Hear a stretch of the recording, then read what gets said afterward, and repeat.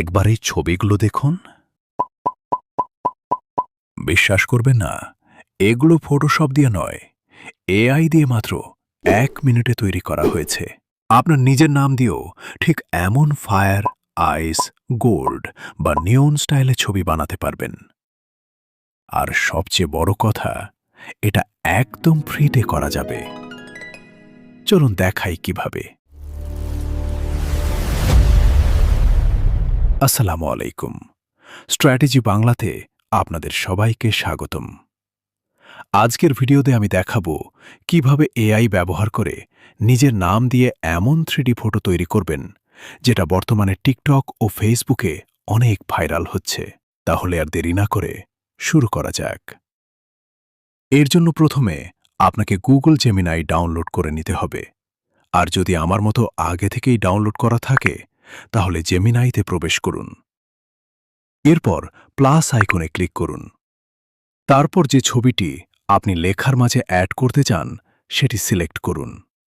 এরপর অ্যাড অপশনে ক্লিক করুন। এবার এখানে একটি প্রম্পট দিতে হবে, আর প্রম্পটটি আপনারা আমার টেলিগ্রাম চ্যানেলে পিডিএফ ফাইল হিসাবে পেয়ে যাবেন। পিডিএফ ফাইলের সাইজ মাত্র 10 মেগাবাইট, তাই ডেসক্রিপশন থেকে খুব সহজেই ডাউনলোড করে নিতে পারবেন।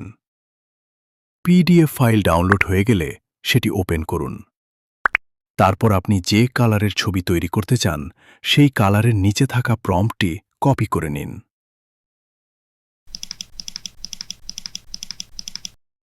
এরপর আবার জেমিনাইতে ফিরে যান।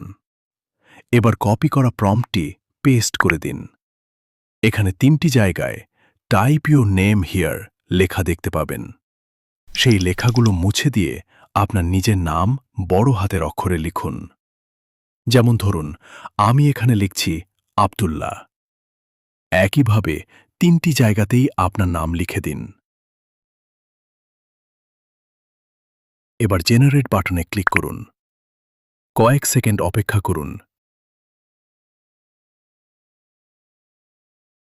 তো বন্ধুরা, দেখুন ছবিটি কত সুন্দরভাবে তৈরি হয়ে গেছে। এখন নিচে ডাউনলোড অপশনে ক্লিক করে ছবিটি ডাউনলোড করে নিন। এভাবেই মাত্র 1 ক্লিকে নিজের নাম দিয়ে অসাধারণ স্টাইলিশ 3D ফটো তৈরি করতে পারবেন। তো এই ছিল আজকের ভিডিও। ভিডিওটি ভালো লাগলে অবশ্যই একটি লাইক দিন।